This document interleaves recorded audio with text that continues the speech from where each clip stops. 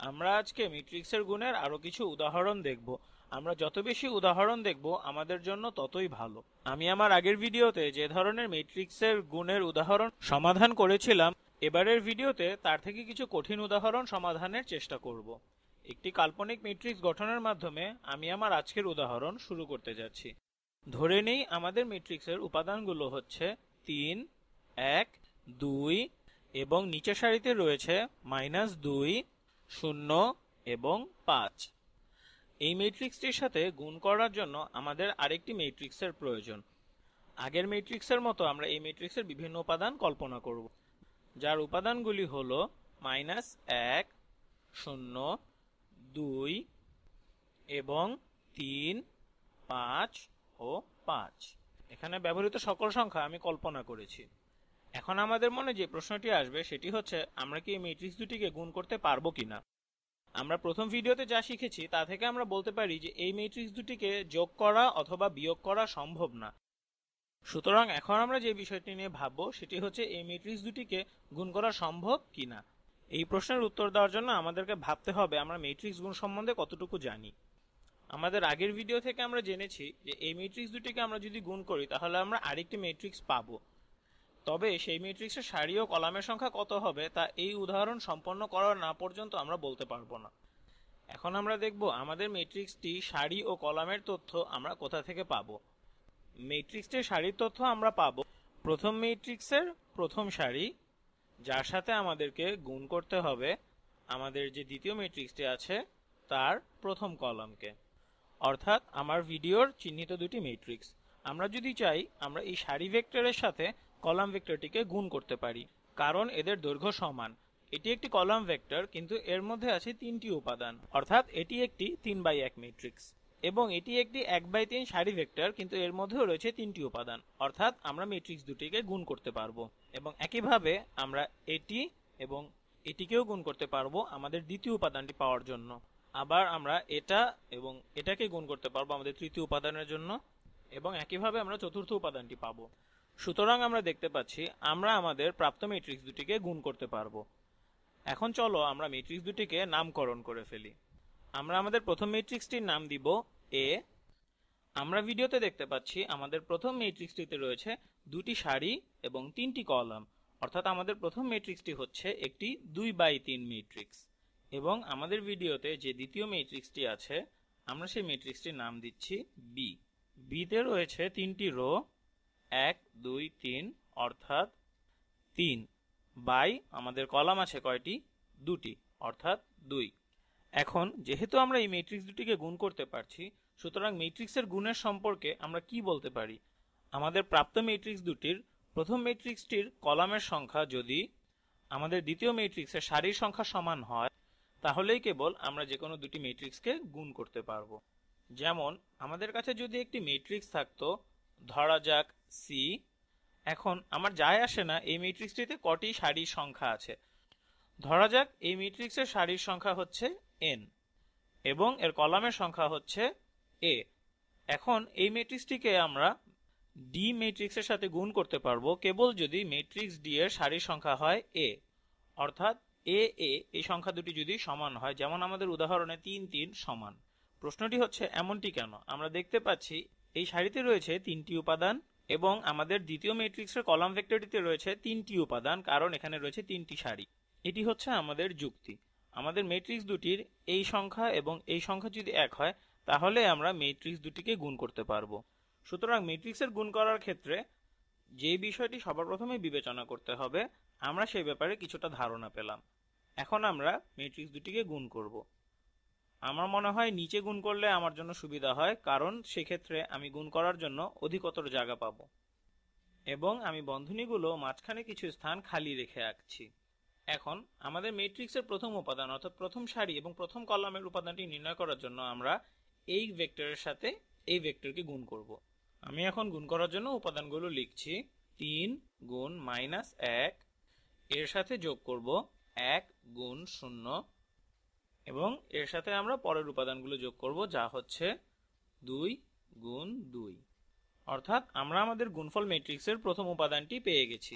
এখন আমাদের দ্বিতীয় উপাদানটির জন্য আমরা এই সারি ভেক্টরের সাথে আমাদের দ্বিতীয় ম্যাট্রিক্সের কলাম ভেক্টর অর্থাৎ এই কলাম ভেক্টরটিকে গুণ করব।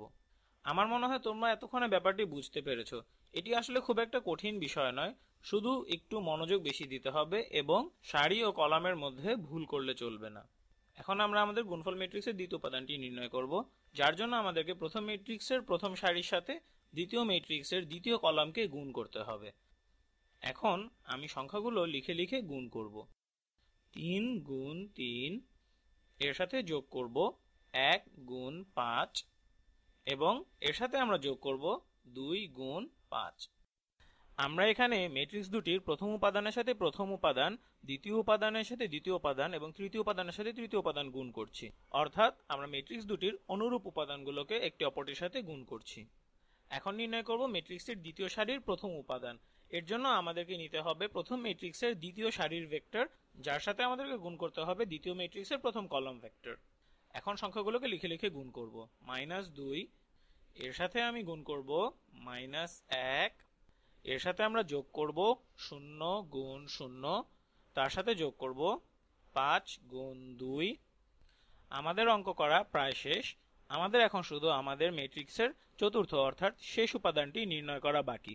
এর জন্য আমাদেরকে গুণ করতে হবে প্রথম ম্যাট্রিক্সের দ্বিতীয় সারির সাথে দ্বিতীয় ম্যাট্রিক্সের দ্বিতীয় কলাম।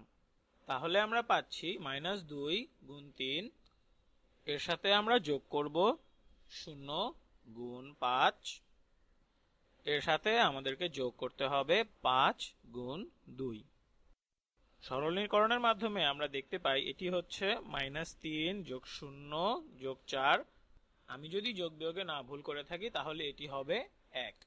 এরপর 9 যোগ 5 যোগ 10 সমান হচ্ছে 24। সংখ্যা দুটো আমি আমার উপরের ম্যাট্রিক্সে লিখে নিলাম। এর পরের সংখ্যাটি হচ্ছে 2 যোগ 10 সমান 12। এরপর রয়েছে -2 গুণ 3 সমান হচ্ছে -6, এর সাথে যোগ করতে হবে 10, যার যোগফল হবে 4। মজার ব্যাপার হচ্ছে আমি একটি 2/3 ভেক্টরের সাথে একটি 3/2 ভেক্টর গুণ করেছি এবং আমি কি পেয়েছি? একটি 2/2, আমি দুঃখিত, ম্যাট্রিক্স। অর্থাৎ এটি হচ্ছে একটি 2/3 ম্যাট্রিক্স এবং এটি হচ্ছে একটি 3/2 ম্যাট্রিক্স। তাহলে আমরা এই 2/2টি কোথা থেকে পেলাম? একটু লক্ষ্য করলে আমরা দেখব এখানে এটার সাথে গুণ হয়েছে এটা এবং আমরা পাচ্ছি একটি 2/2 ম্যাট্রিক্স। সুতরাং সাধারণভাবে আমি বলতে পারি, আচ্ছা সাধারণ কথা বলার আগে আমি তোমাদেরকে একটি প্রশ্ন করতে চাই, আমরা কি এই ম্যাট্রিক্স দুটিকে বিপরীতভাবে গুণ করতে পারতাম কিনা? অর্থাৎ আমাদের যে ম্যাট্রিক্সটি পাচ্ছি আমরা, অর্থাৎ a গুণ b, আমি আবার লিখছি a গুণ b, যেটি হচ্ছে আমাদের গুণফল ম্যাট্রিক্স। এখন আমার প্রশ্ন হলো আমরা কি b গুণ a করতে পারতাম কিনা? আমরা এখন সেটি চেষ্টা করে দেখব। আমি আমার লেখা অংশগুলো প্রথমে মুছে ফেলি যেন আমরা এখানেই আমাদের উদাহরণের সমস্যাটি সমাধান করার চেষ্টা করতে পারি। চলো তাহলে আমরা এখনই দেখে নেই আমাদের প্রাপ্ত ম্যাট্রিক্স দুটিকে আমরা বিপরীতভাবে গুণ করতে পারি কিনা। আমরা এখন বি ম্যাট্রিক্সটিকে সামনে লিখব। -1 0 2 3 5 5, এর সাথে গুণ করার জন্য আমরা আমাদের এই ম্যাট্রিক্সটি লিখে ফেলি। 3 1 2 -2 0 5। আমি যখন ম্যাট্রিক্সগুলি লিখি তখন আমি সাধারণত তৃতীয় বন্ধনী ব্যবহার করে থাকি। অনেককে দেখেছি আমি প্রথম বন্ধনী ব্যবহার করতে, তবে এটি খুব একটি গুরুত্বপূর্ণ বিষয় না, কারণ এটি কেবলমাত্র একটি নোটেশন। তাহলে চলো আমরা এখন দেখে নেই আমাদের ম্যাট্রিক্স দুটিকে বিপরীতভাবে সাজিয়ে গুণ করা সম্ভব কিনা। আমরা জানি আমাদের প্রথম উপাদানটির জন্য আমাদেরকে এই সারিটির সাথে আমাদের যে কলামটি গুণ করতে হবে। আচ্ছা, আমরা এখানে দেখতে পাচ্ছি আমরা ম্যাট্রিক্স দুটিকে আসলেই গুণ করতে পারি, কারণ আমরা লক্ষ্য করলে দেখব আমাদের প্রথম ম্যাট্রিক্সটি হচ্ছে 3/2 এবং পরেরটি হচ্ছে 2/3, অর্থাৎ এই সারির সাথে আমাদেরকে দ্বিতীয় ম্যাট্রিক্সের এই কলামটিকে গুণ করতে হবে। আমি আসলে একটি বিপরীত উদাহরণ দেখাতে চাচ্ছিলাম যেখানে ম্যাট্রিক্স দুটিকে আমরা বিপরীতভাবে সাজালে তাদেরকে গুণ করা সম্ভব না, কিন্তু এখানে যেহেতু এই 2 এবং 2 অর্থাৎ সারি ও কলামের সংখ্যা সমান, সুতরাং আমরা এই ম্যাট্রিক্স দুটিকেও গুণ করতে পারবো।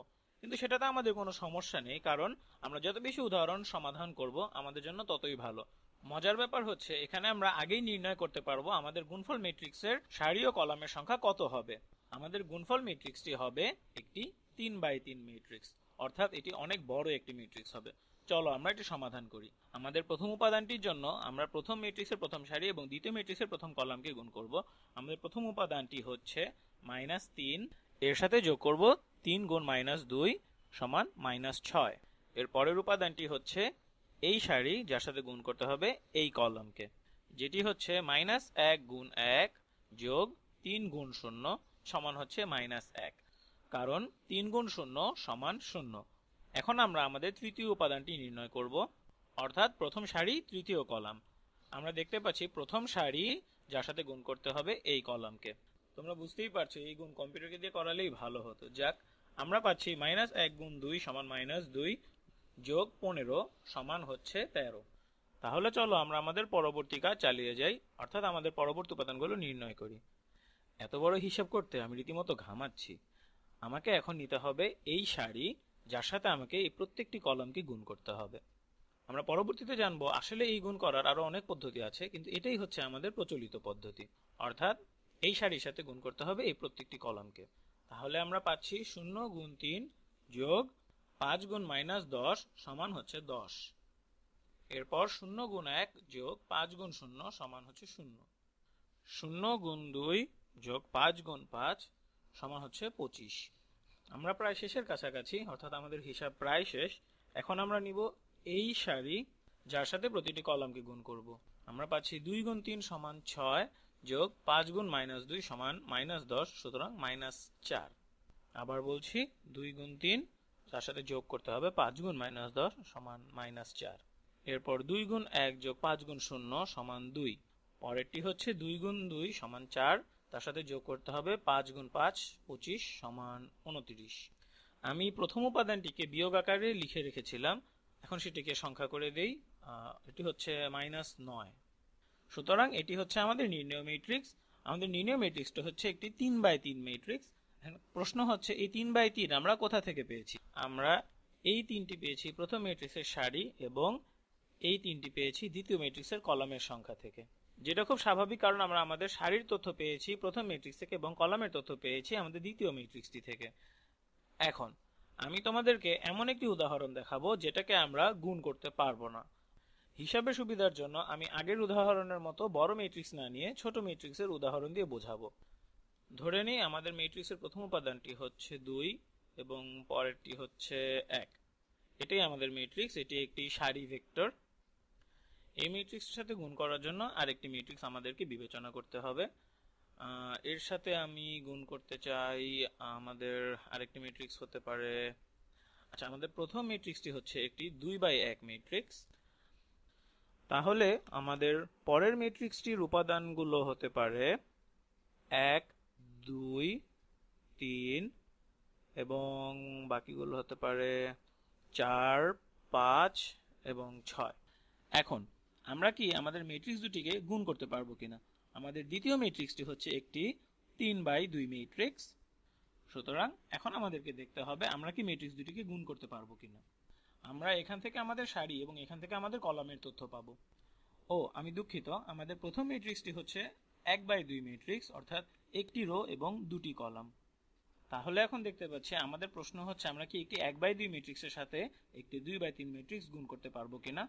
আমাদের এটার সাথে এই কলামকে গুণ করতে হবে আমাদের প্রথম উপাদানের জন্য, এবং এর সাথে দ্বিতীয় কলামকে গুণ করতে হবে আমাদের দ্বিতীয় উপাদানের জন্য, এবং এরপর কি করব সেটি হচ্ছে আমাদের প্রশ্ন। অর্থাৎ আমরা যেভাবে ম্যাট্রিক্সের গুণ করে আসছি সেভাবে কি আমরা এই ম্যাট্রিক্স দুটিকে গুণ করতে পারবো কিনা।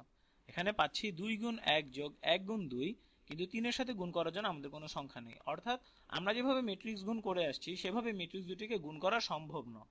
এটা আমরা ম্যাট্রিক্স দুটির মাত্রা দেখেই বলতে পারি। প্রথমটি হচ্ছে 1/2 এবং পরেরটি হচ্ছে 3/2 ম্যাট্রিক্স। অর্থাৎ এখানে এই 2 এই 3 এর সমান নয়। অর্থাৎ আমাদের প্রথম ম্যাট্রিক্সের সারির সংখ্যা এবং দ্বিতীয় ম্যাট্রিক্সের কলামের সংখ্যা সমান নয়। এই পরিস্থিতিতে আমরা ম্যাট্রিক্স দুটিকে গুণ করতে পারবো না। আমরা যদি এমন একটি উদাহরণ দেখাতে পারতাম যেখানে আমরা ম্যাট্রিক্স এ বি কে গুণ করতে পারবো কিন্তু বিপরীতভাবে সাজিয়ে ম্যাট্রিক্স বি এ কে গুণ করতে পারবো না, তাহলে আমাদের বেশি উপকার হতো। আমার এই ভিডিও আমি এখানেই শেষ করে দিচ্ছি, পরের ভিডিওতে দেখা হবে।